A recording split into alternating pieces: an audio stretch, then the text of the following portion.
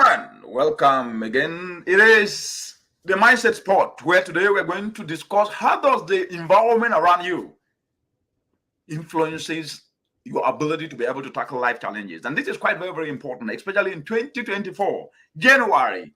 We are supposed to look at which kind of environment are we supposed to cultivate.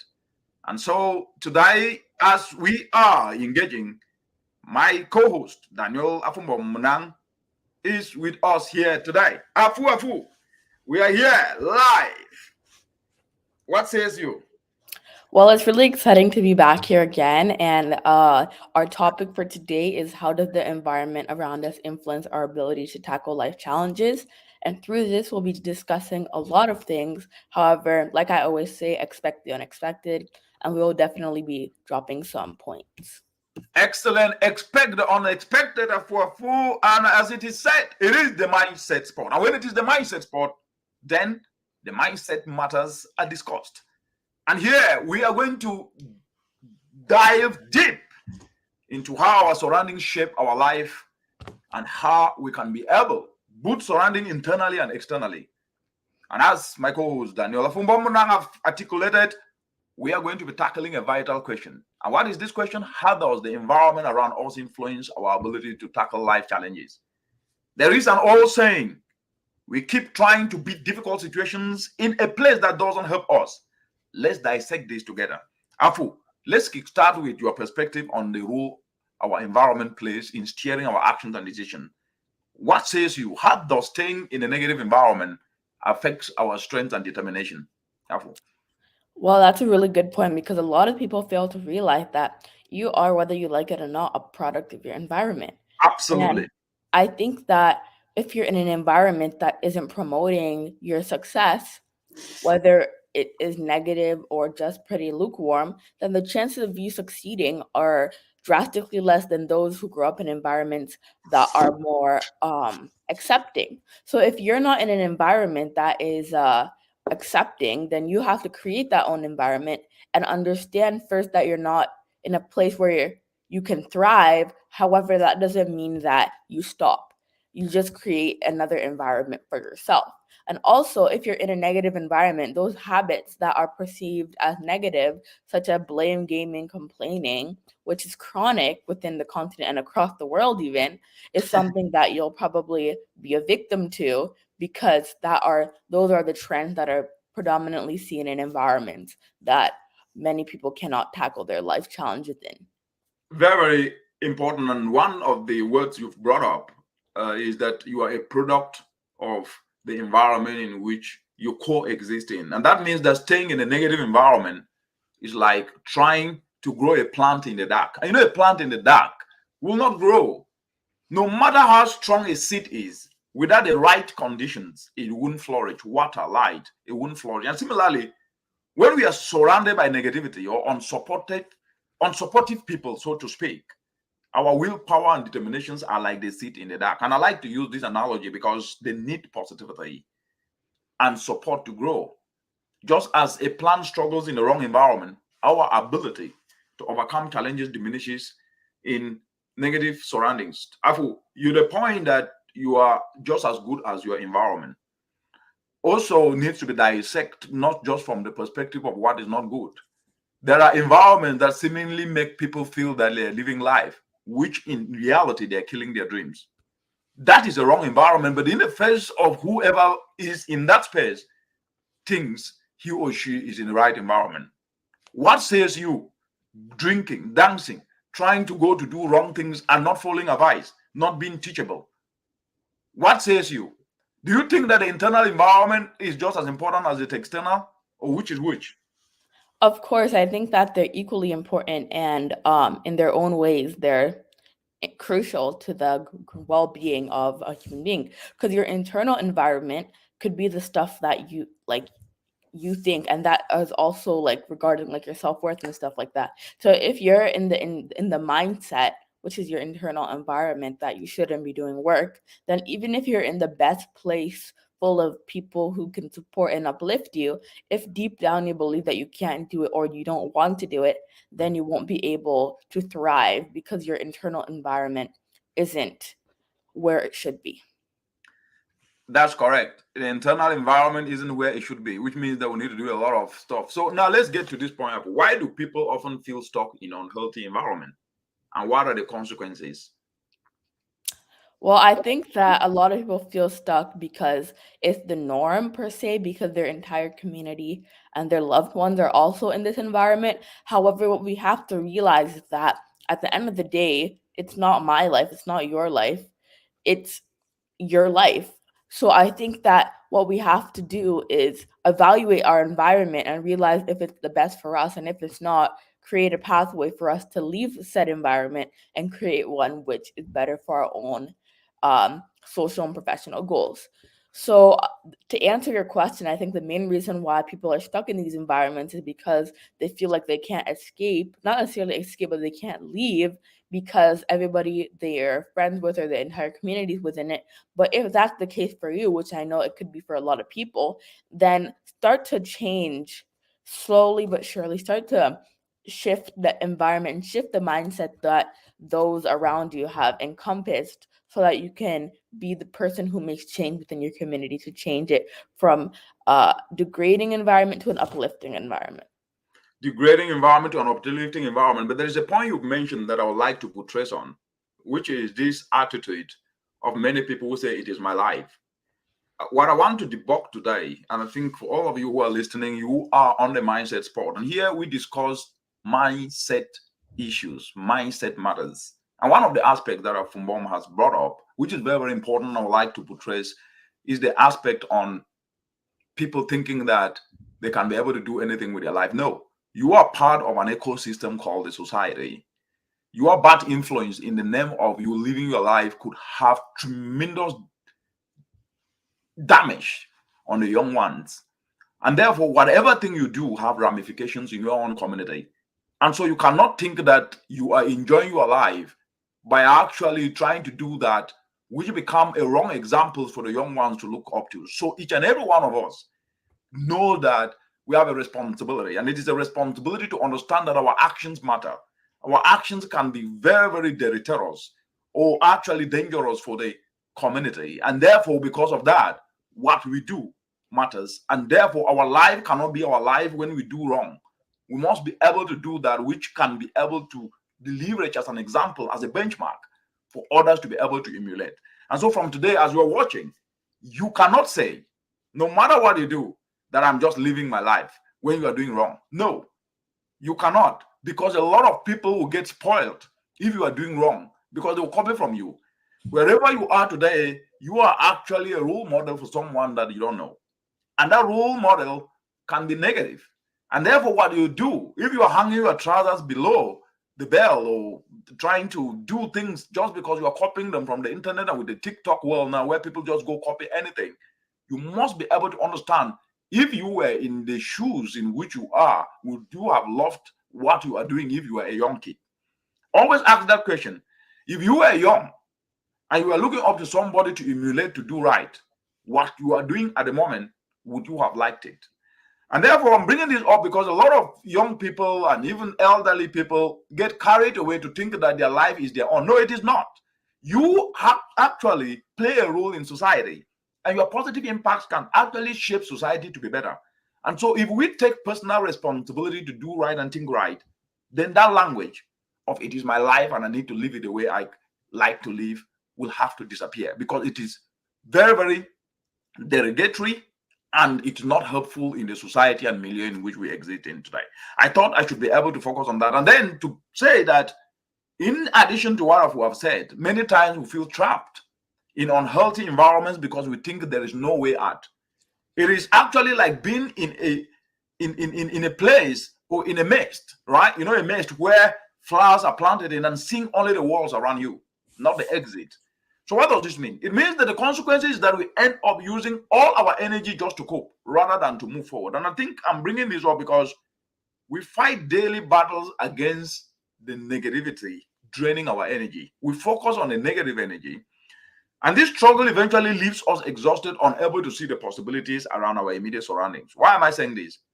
We must be able to follow guidance and be coachable and teachable. Sometimes you are guided because you are so engulfed in that negativity and feel that you are living your life in that negativity you forget to see the light at the end of the tunnel. And you forget to think that if you live that life of drinking, that life of partying alone, you are going to miss out something. You will miss nothing. I'm telling you. You will actually rejuvenate your life and find alternatives that will build yourself and help you to get to be productive. Because just by existing is a gift, but you must, as an individual, find a gift in you. So by living, you have already been gifted with a gift of life, but you must, within your own self, find that gift in your life that you can be able to leverage to do something better. And this is where innovative volunteerism sets in, using your own talents to be able to turn those talents into skills to do something that benefits society and yourself. If you are not doing innovative volunteerism today, you are actually not utilizing your gift. Overful. Awesome, awesome, awesome. I think that you brought up a really good point regarding how people may feel like they're in a maze per se. However, if you feel like you're in that predicament, the only thing you could realistically do is just change your mindset internally, because from there, even if you're in the most unstimulating environment, you will be able to thrive and be able to still achieve your goals because you have that within you. And through developing passion, and I mentioned this in in an interview almost 2 years ago, but having the 3Ds, which Yes, please repeat it. Repeat the 3Ds and explain it to our viewers. So all of you who are joining in, you are on the Mindset Spot, where we discuss mindset issues and mindset matters. Back to you, Afu. Yep. So the 3Ds are determination, drive, and diligence. So I mentioned that like approximately like April 2023, but that still sticks with us throughout our entire lifetimes.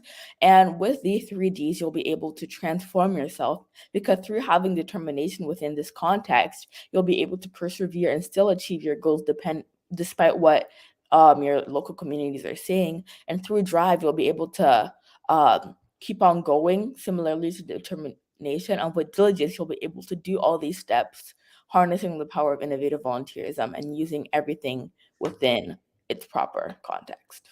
Excellent. Excellent, Afu. So do you have examples of people who have successfully changed the environment and saw positive change? Yes, actually. An example of that would be, we always use the example of J.K. Rowling. And I think that J.K. Rowling, not necessarily her environment was poor, but she had to change her mindset to think of each book not as a failure, but as an opportunity to be to write a better one per se. And that led to the series of Harry Potter, which is arguably the most famous series in the world. And Right. another example of that is the guy who created the light bulb. He failed so many times, and he didn't say that he failed. He said that he 1,000 just times, found it. actually. Yes. Very powerful. Go ahead. Yeah. So the guy who created the light bulb, he said he didn't say that he failed. He said that he just found a new way to do it each time. So through understanding those examples of successful people today, we can learn that even if it's not the environment, the people around us, just by conditioning our mindset, then that can influence us to continue to keep on pushing and have that determination and drive to be the best we can.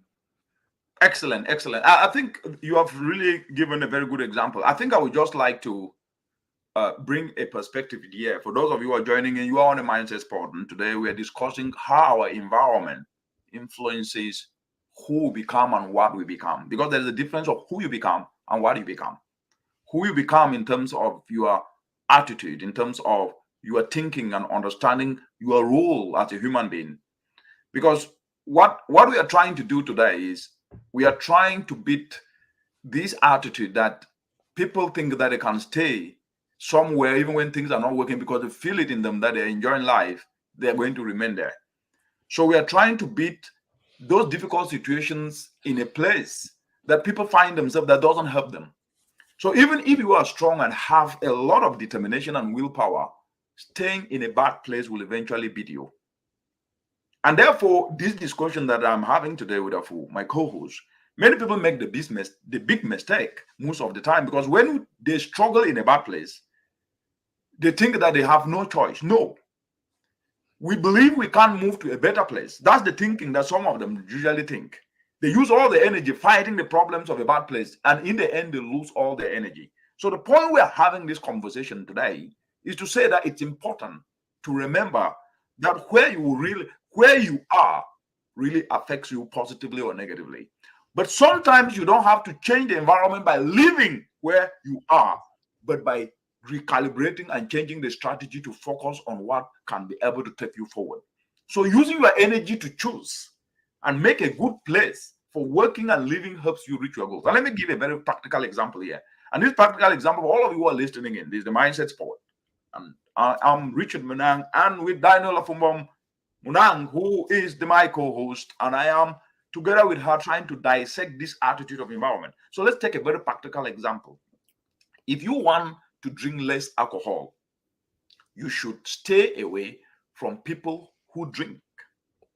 You should stay away from places where drinking is common.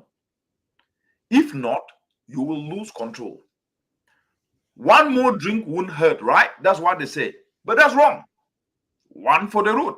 So you must set clear limits and commit and change your environment to meet your goals. So another example that I think is very, very important is if you want to lose weight and be in healthy places with people who eat well and exercise, will make a difference. If you want to be a paid comedian, be around professional comedians. Do shows together and share experiences. If you want to be an innovative volunteerism actor, follow guidance. I've seen Deladem here, Maxwell from Ghana, Accra, who is doing an amazing work. He's an innovative volunteerism actor that have trained so many thousands of young people who are today developing briquettes. And they actually, because of what they are doing, won a prize. That is short-term pain for long-term gain. Well done, man.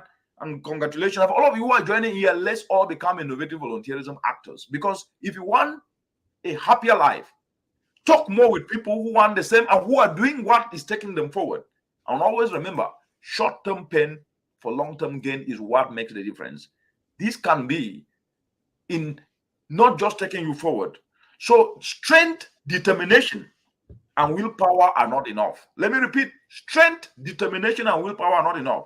To really change your life for the better, you also need to change your environment. And the environment changing starts from your thinking. Because the biggest threat to your progress is your internal environment of, first of all, believing that it cannot be done. That's self-defeatist. This is how we grow as people.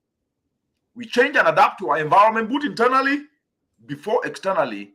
So growing on purpose means choosing or creating good environment that will grow. Before I hand over to Afo, I want to say this. People usually think that passion is something that is given. No. Passion is in what you do today. You said, I will do it nicely and I will do it well and I will do this as part of my life. If you use these words now on anything you are doing, you will become a pro in it. Over to you, Afu. Awesome, awesome, awesome. Before we move on to my part of the interview, we have a few comments. Okay, perfect. Excellent. And the comments are coming through. Let me start from here. I think there are just few comments, right? Yes. Yes, please. Sometimes we don't feel like we are enjoying, but rather the limitations that we can't do anything else. I think, let me take this. Joe, yeah, thank you very much. The truth is this. Let me start from the philosophical book, which is actually a mentorship book called the Bible, right? And it guides us that life is not a place of ease.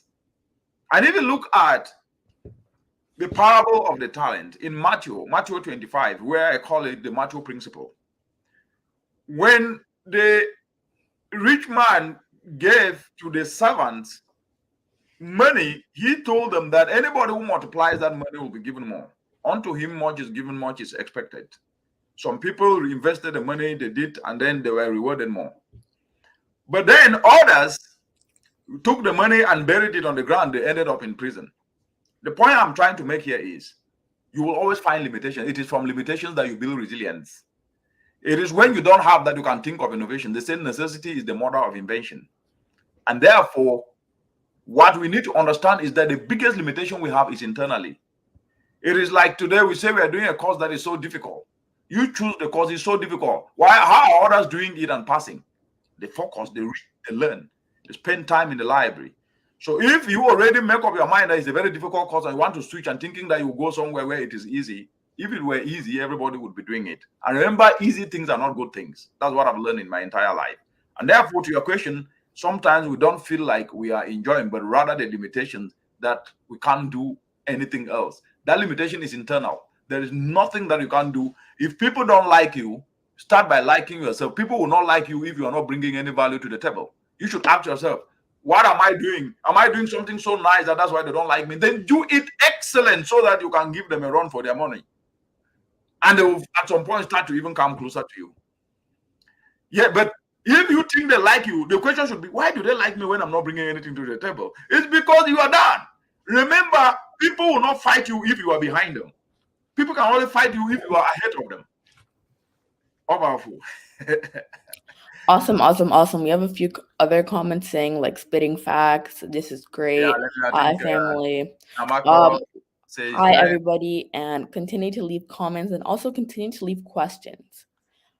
Your thoughts are always appreciated on the Mindset Spot. So back to my part. So I think that throughout so far on this talk show, we have discussed how it's not only your physical environment, but also your mental environment, like your mindset.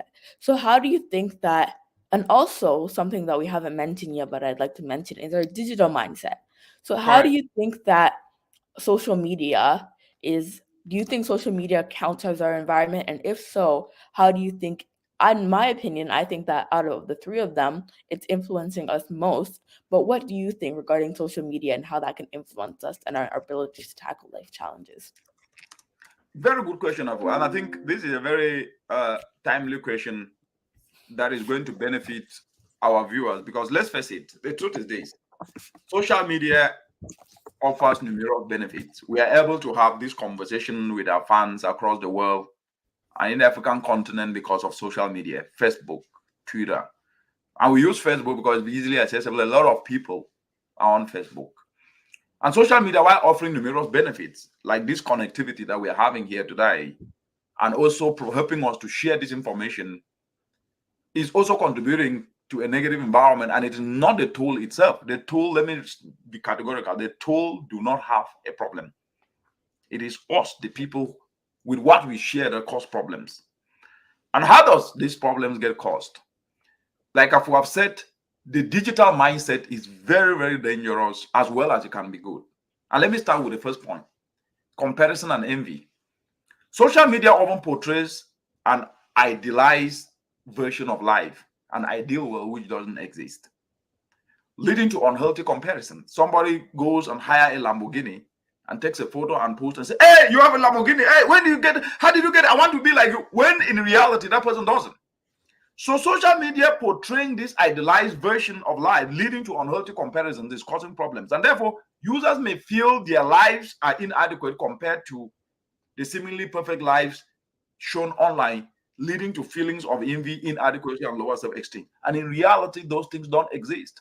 Remember, there is AI today that make people's photo look like spotless, which is not true. So the point I'm trying to make is that social media is good. It is what we, the individuals, do on it that makes it a problem. And so the second point is information overload and misinformation. The sheer volume of information on social media, people swing to TikTok, see anything. And let me just tell you guys out there, when you see a video on social media, always have these two things on your mind: who recorded it? So if a video is shown of someone beating another, that is violence that is unacceptable and should never be accepted. The person who was videoing it for what? Why did he not intervene to stop it? That then means it's either theater people are trying to show, or they want to have views and likes and trend. And so if that is the case, is that real? And if it is real, where are the morals of society that you will allow that kind of thing? Instead of trying to intervene to bring peace, you are videoing it to put it on TikTok.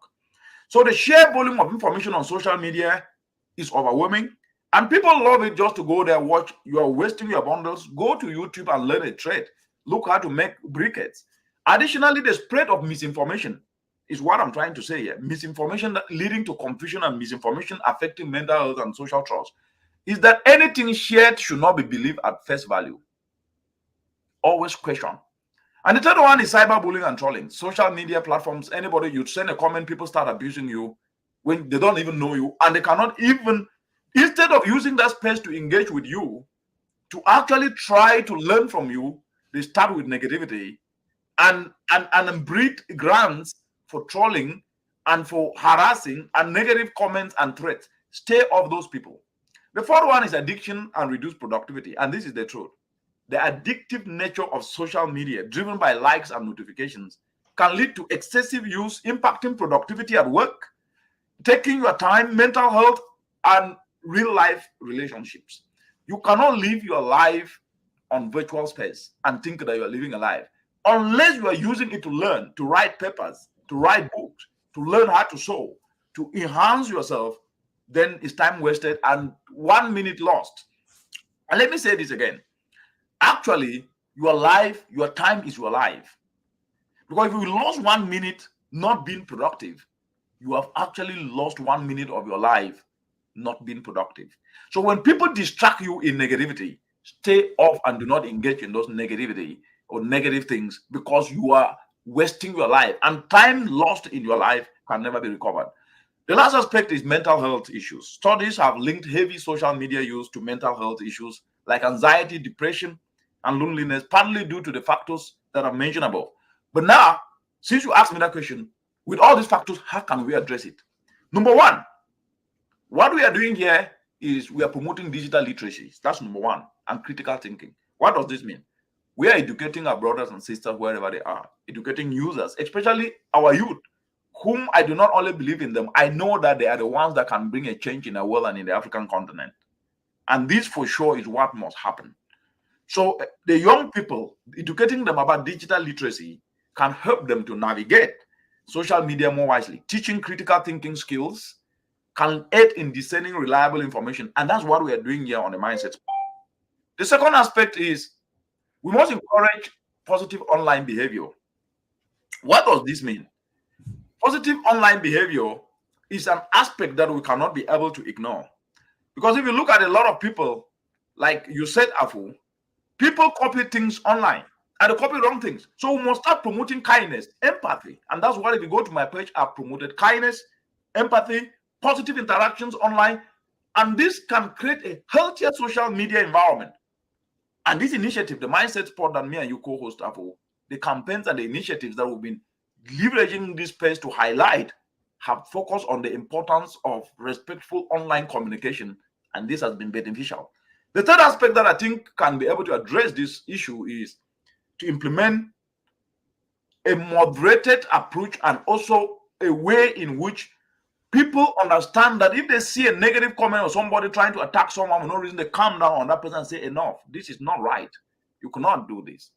And I think the other aspect that I think is mindful usage and what I call digital detox. What is digital detox? What it means is encouraging the mindful usage of social media, such as setting time limits. That in a day, don't be online for more than an hour or two, unless you are researching a paper. Right? Setting time limits or specific purposes for use can help reduce addiction and its negative impact. So regular digital detox, not being online all the time, right? Where users take breaks from social media can also be beneficial. And the last aspect that I think is to focus on real life connections, encouraging activities and interactions on real life and coming online to share real life stories, work you have been doing, innovative volunteerism, displaying briquettes, bag arts, solar dryers, so that people can relate with what they know in community. Not this virtual space where AI generated things are shown as if they are real things. They are not. Encouraging activities and interactions outside of social media can help balance online and offline life. Anybody who spends more than 2 hours on social media a day not being productive need to re-examine his or herself. We must promote community events. Get to your community and promote. Use Facebook to engage community and meet together and clean up that plastic waste. Right? Engage in outdoor activities where you can also come face to face and have real life connections. By taking these steps, we can work towards creating a more positive, healthy environment on social media. And thank you for bringing up this digital mindset environment that is very, very important. Over.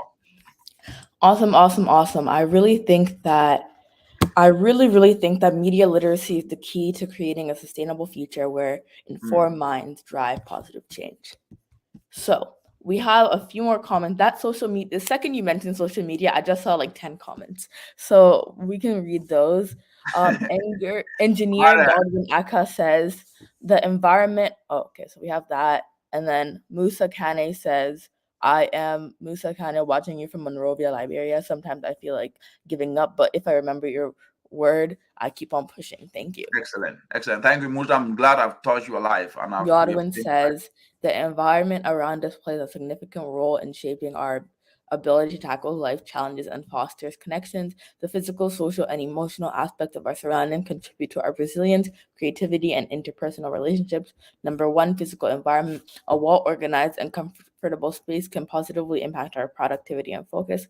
A clutter-free and aesthetically pleasing environment can reduce stress and enhance our ability to work.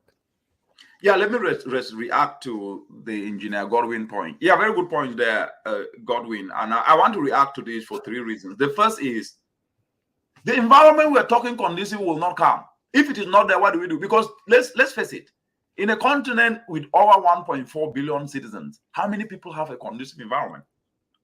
Should we tell them that they should give up? No. I never grew up in a conducive environment, but what I learned is that resilience is born out of difficulties, that it is adversity that forms us to be better. And therefore, we must always encourage people to never give up, and that in every place they are. Because even if you look at the poorest country in the world, there are still millionaires there. What do? They solve problems that no one is solving. Right? They either focus in producing what is not available and market it, or they focus on aspects that people are looking. Look, people eat food each and every day. If you focus on not farming, but trying to bring solutions that can help our mothers dry their vegetable to reduce post-harvest losses, you will be in billion. Is it easy? No. That is why you need to read about it. You need to engage in a cooperative in your community. You need to get like-minded people to find a way. Engage that Adam, he will tell you how he's doing this in Ghana. So the point I'm trying to say is the environment will never be conducive. Once you have the mindset that it will never be conducive, and that if it is conducive, it is the wrong environment, you have succeeded. So you brought up a very good point, and I just wanted to buttress on this. Ease is the biggest threat to progress. If it were easy, everybody would have been doing it. If it were easy, there would have been no Richard Monan. If it were easy, there would have been no Afumo, isn't it? We wouldn't have been here. We would have been sleeping, right? We would have been sitting. So anything that is easy is not a good thing. So where there is difficulty, always look at the positive and try to bring out your A game. And what's your A game? Work hard, retool your skills, diversify, because diversification is the biggest security in a system. That was amazing. So Afu, what was it? He said, how does our environment shape our rational thinking? But I think we've answered this, right? From Lasana. Yeah, I think we have. And regarding the Godwin comment, I do think to an extent conducive environments help, because when I study, I like to study in a place that's zen, but also that's not applicable to everybody, because not everybody has the privilege to have that. But that doesn't mean that we shouldn't strive to be the best because we don't have the most conducive environments. And Musa Kane also says, I won't give up because greatness awaits those who persist. You're right. And Ademola says, pull this comment up, please. Social media is a great Yeah, impact. before I pull up this one, let me just come to that point. The truth is this, right? You are dealing with a carrot and stick situation here. What do I mean by that? The reality with millions of people, with my life included, I grew up in a poor home, and I have written a book that poverty is a mindset. So if I wrote a book that yes, poverty, everybody should give up, how would those who are in poverty today ever get out of poverty? So the point I'm trying to make is we all want a conducive environment, but if it doesn't exist, how do we get there? We have to work for it, right? And working for it means that we have to be really focused to get through. I have to focus. It looks like you are on another show. No, I'm locked in. Don't worry.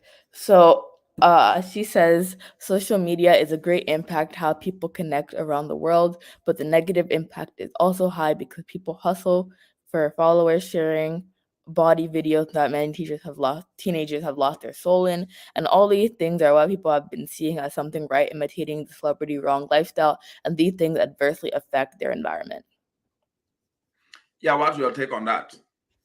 I think that she has a point, and I think that a lot of people need to thoroughly analyze what they're doing on social media before they make decisions that can possibly negatively impact them through the concept of digital footprint. Yeah, now the point is this: people want to lose weight and they don't want to do sports.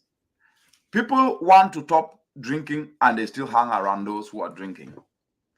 Aren't we the problem to the very problems we complain about? Powerful. Yeah, I think 100%, because when we look at it, we have to understand that everything we do has a inverse reaction. There's an input and there's an output. And sometimes that output can be positive, sometimes that output could be negative. But if the input that we put, let's say you want to quit, let's just use the example of drinking, but you're still going to the bar every Friday night, you may see it as harmless, but then that's also an environment where can lead to you slipping up. So we also have to realize that even though there are external factors that can potentially contribute, at the end of the day, it comes down to us as an individual. So if you are in a position where you're trying to tackle a life challenge, always remember that at the end of the day, although an environment may play a major role, it comes down to you. You have the ability to say yes, you have the ability to say no. Excellent. You have the ability to say yes and you have the ability to say no. Before we continue with the questions, I want to bring up this aspect before you get back to ask me other questions, Afu, which is the aspect you've mentioned is about conscious decision making. And conscious decision making in choosing our environment contribute to our growth. But do you think that a lot of people are making this conscious decision or they get carried away by the crowd? Others want to push others and praise them on social media when they know in reality that they have never done anything. Some will call them, oh, my best sister, oh, my best this, oh, my best G, my G for this, just to entertain and lie. Do you think that lies are making people believe lies more than reality? Yeah, 100%, because a lot of people perpetuate this narrative that frankly doesn't exist. And the narrative that's always being perpetuated is that do XYZ and you'll become rich.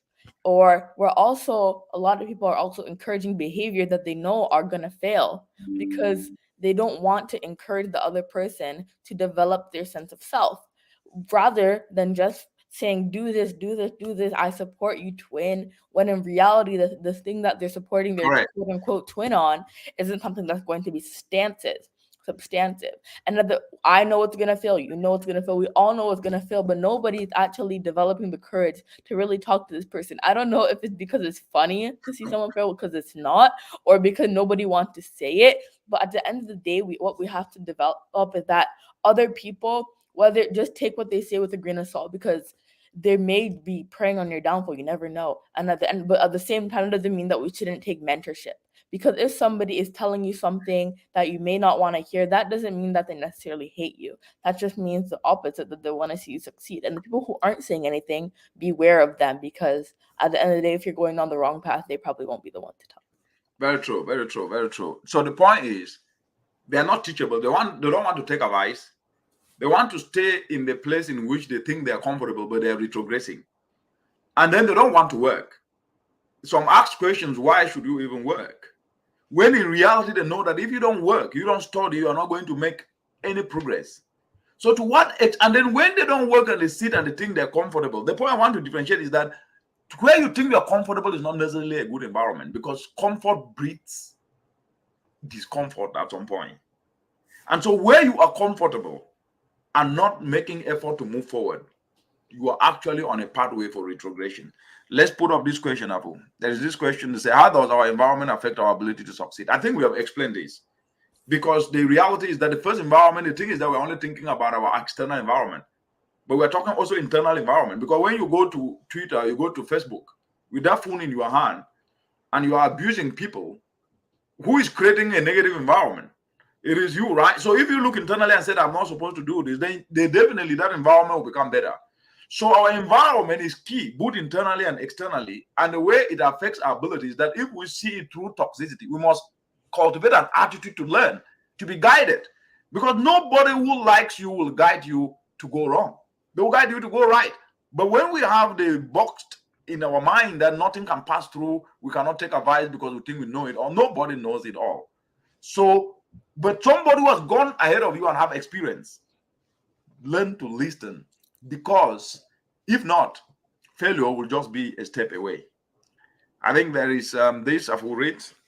Ibrahim says, yes, family, man, I'm greeting you with kindness. My approach with Danielle is that social media is a very important source of humanity for interconnectiveness together, but the way is to guide your life to it. I agree with this because social media is a way for us to be interconnected, but at the same time, if we misuse it and we're on social media not even 24/7, 25/8, then we'll Terrible. start to see the adverse effects which are affecting many people, especially young people's mental health today. Excellent. Yes, over to you Alfu, with your questions as we start to round Great. up. Awesome. So my last question before we round up for you is regarding social media. I feel like the second we mention social media, we just see like 10 comments flying in Yes. because it's so applicable, because the people who Yeah. are watching this right now are on social media. And for those of you guys taking the time out of your day to watch this, thank you, because you could have been abusing somebody on the internet, but no, you're here generating and getting information and even producing information for us to learn as well. So thank you guys for that before I move on to the question. So I digress. So my question for you is regarding social media, how do you think we can be able to understand what social media is meant? Because this is so simple. It's a simple concept, but it seems that not many people are doing it. How can we understand social media's purpose when it's full of distractions? Yeah, I think the main intent of social media was to connect people. And I think it worked very nicely, right? To what I call democratizing information access to those who couldn't have had access to a TV or afford a TV, right? Or afford a print newspaper, or afford even to subscribe to New York Times or to the Guardian newspaper, wherever they are.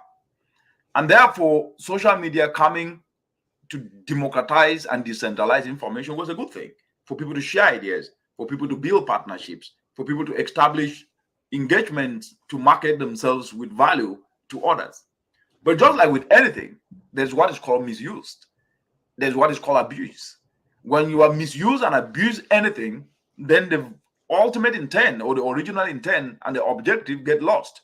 So understanding the purpose of social media involves recognizing its multifaceted nature and the various roles it plays in our lives. And so here are the key aspects to consider. Number one is communication and connectivity. Like I've said, at the core, social media is about connecting people, and that core still remains. We are here connecting people and conversing. Before, this was not there. So social media enables us to stay in touch with friends. We use WhatsApp to communicate, right?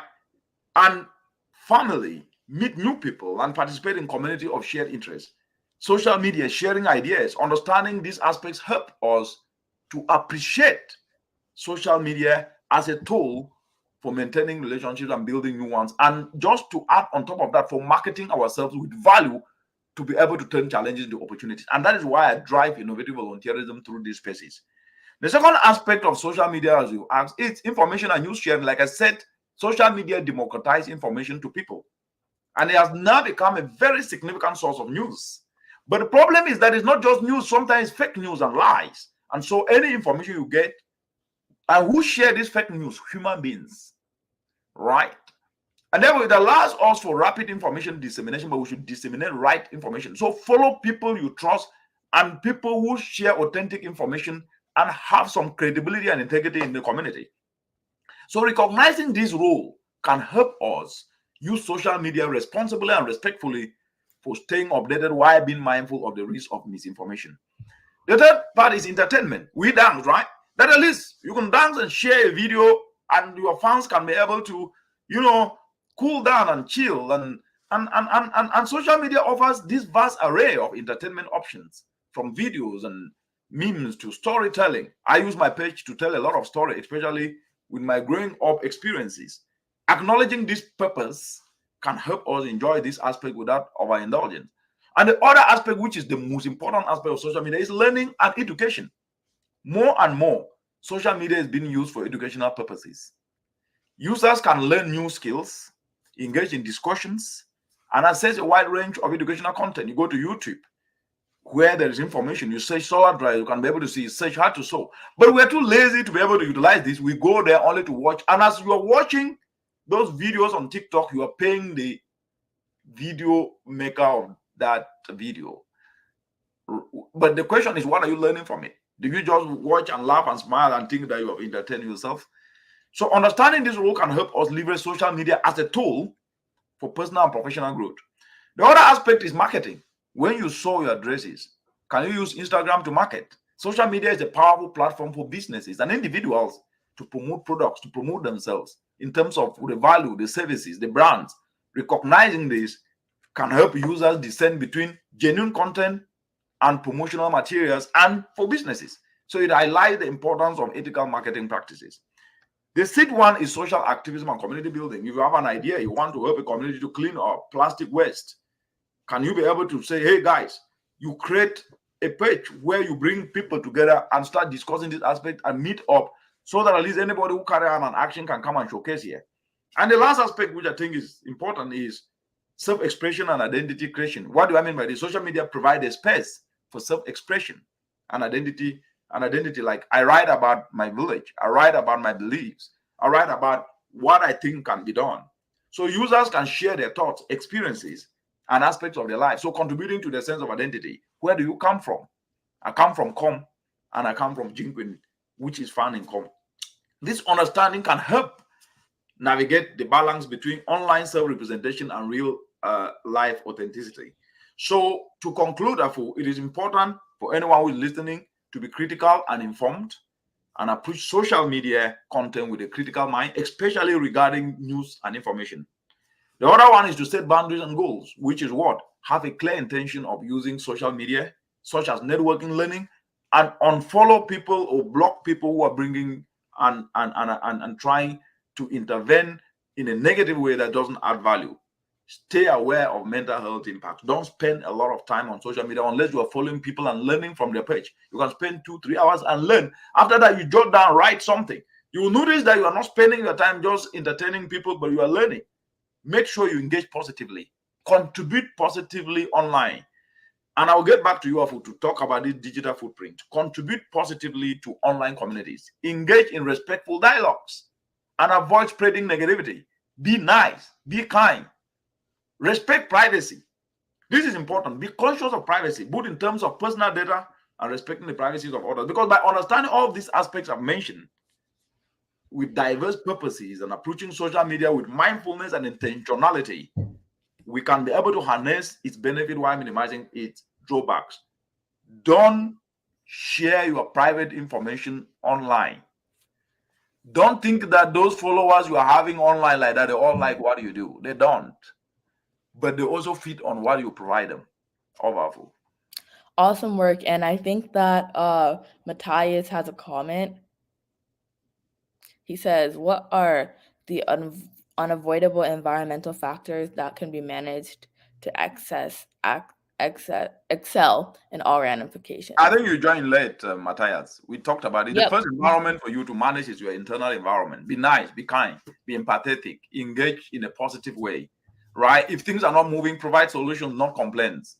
Yeah, and stop thinking that life is going to be easy just by you complaining about it. No, you have to get your hands dirty, put in the effort, and know that short-term pain is what gives birth to long-term gain.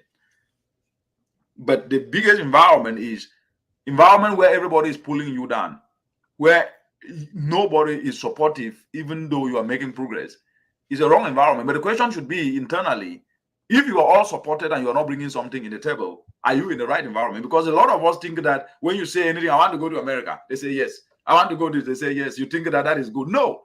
Why is the person right? Is he right in his mind to just be accepting these things, and you yourself, you are not bringing any value or doing anything, just moving around for enjoyment, thinking that is right. So what I'm trying to say is, not every place you think you are happy there is the right place. I want to go here, they say yes. You go there, you drink. You go, you are adding weight, they say do this sport, stop this, you don't. You think that you are in the right place because they are not pushing you to do that. Be around people who can be able to influence you and push you to go beyond your limits. But that push at that moment, you will think that it is not the right environment. It is. When you are shouted on to pass ideas, say shouting, instead of focusing on the ideas that are coming through that message, regardless of the tone, you think that you will be pampered. Nobody pampers anybody. And if you think you can be pampered, go to the environment where you can be pampered. And unfortunately for you, that is not going to be the right environment. But in your mind, you think it's right. But after 2-3 months, 1 year, you will notice you are still in the same place. All powerful. Awesome, awesome, awesome. And I think that before we wrap up, I'm just going to give a little point about digital footprint. And to be honest, I believe that digital footprint is arguably the most important factor, but it's not talked about as much as it should be. And a lot of people, when they hear digital footprint, they get scared. They're like, oh my gosh, digital footprint. But it can actually be a good thing when you really think about it. Because, for example, let's say you have like a nonprofit and you're really making an impact. And let's say you apply for a scholarship, and let's say the admissions officer searches your thing up. And if they see it, then that's like extra points. However, it can also negatively impact you, because let's say that same admissions officer searches up your name and they see you in a bunch of scandals. They see you cussing people out on the internet. They see you having whole hate pages. They see you in people's comment section acting up. Then realistically, are they probably going to give you that scholarship? No. So that's just one example of how digital footprint can be both positive and negative.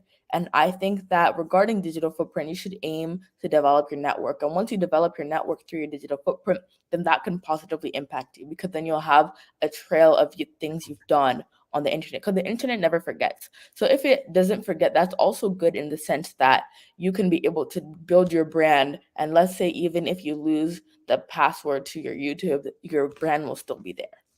Excellent. I think this is a very important point. And that's why I like the mindset sport. And here you dish out very good knowledge. What does this tell us? I think that would have been a very good conclusion, which is what you do today will not be forgotten tomorrow, in 5 years, 20 years, 30 years. So what is in your name? What is in the name Richard Monan? It's not just the name. It's what Richard Monan stands for. And it is in that name that you will search to know who was behind the name. And why I'm saying this is that it is not the name that matters, it is who is behind it. And who is behind it and what does he or she stands for.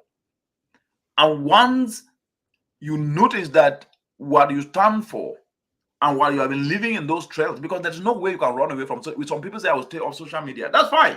Stay off social media. The world is a digitalized world today. You are going to be behind.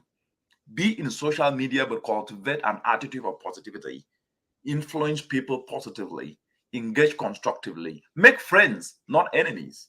Stay off negative energy people and use your time there to engage and build your network, because your net worth is as equal to your network. And if your network is bad, you will be bad. If your network is good and positive, you will be good. Because at the end of the day, you are a product of the very environment in which you are in. And the biggest environment you will spend your time today is not in your community. It is online. It is not in your house. It is online, because even as people sit in their houses, they are on Facebook, engaging with people. So you notice that at the end of the day, you have engaged with almost about 191,000 people in one go with what you have written. It therefore means that if you are negative there, other negative people will come and join you to chastise the other positive people, and you end up in that negativity, and you carry that negativity to real life. What happens online translate to real life. Be mindful of who you engage with. And I think there is a message here from Ayoba. Read it. He says, the environment around us plays a significant role in shaping our ability to tackle life challenges. Here are a few ways in which the environment can influence us. Number one, supportive network. Having a supportive network of family, friends, and mentors can provide encouragement, advice, and assistance when facing challenges. Positive relationships and a sense of belonging can boost our resilience and problem-solving abilities. Number two, resources and opportunities. The availability of resources and opportunities. I think he ran out of character, but we get the gist of what he's saying, that although the environment has played a significant role, it all comes down to us personally in order for us to maximize all the resources and opportunities that may be available to us. Perfect. So his point, yes, thanks a lot. I think those are very good points that you have provided there, Ayoba, and thanks a lot. He's a big supporter. Thanks a lot, and you're always positive. These are young people who follow me, and they're cultivating that positivity and kindness and showing it. Keep it up, man. Your future is bright and your dreams are valid. That's excellent. Yes, Afu, what's your last word? Well, before we wrap up, I'd just like to thank everybody for watching. And I think that this has been a very interdisciplinary episode. We talked about how the environment, the physical environment, we talked about our personal environments within our mindset. And we also delved into social media, which I think is you guys' favorite topic because it's very applicable. Because if you're watching this right now, you're watching this through social media. And I think that as we leave you guys today, you guys should understand that you have the power to say yes and you have the power to say no. Through this, you have the power to make your own decisions, and through that, you should be making decisions which benefit your life in the long term, not only what feels good now. And through developing a supportive network and also understanding that social media is meant for us to be interconnected, not through spreading hate and doxing people, we will be able to develop a better environment, not only physically, but digitally as well. Excellent, excellent, Afu. Thank you very much for those brilliant ideas. And for all of you who have joined in today, thank you. Yes, we come here to discuss mindset matters. And today, it was very clear that our environment matters. But that environment must start internally. And so as we conclude today's insightful discussion on mindset matters, let's draw together the takeaway about understanding and navigating the complex world of social media, which is an aspect that we ended up with.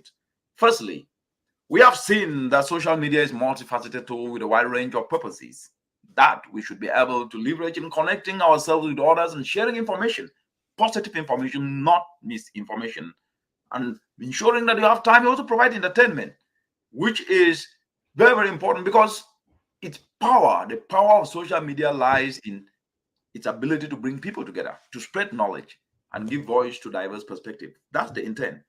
However, it is crucial to acknowledge the challenges it presents, the issue of comparison, information overload, and mental health impacts are real and significant. Therefore, you must be able to navigate these challenges with a balanced and mindful approach. This includes being critical and informed yourself with the kind of content that you consume, set clear boundaries of usage, and being aware of the impacts of your mental health. In summary, from what we've heard today, our environment matters. And where does this environment start? It starts internally, to self-believe, to become teachable, to become coachable, to listen and learn from those who have gone ahead of you. And thinking that you know much when you don't know and feeling only good internally is a wrong environment in yourself that you need to change. But also the environment you spend most of your time is a digital environment that actually brings an issue to your own self that you tend to believe things there that you don't even know.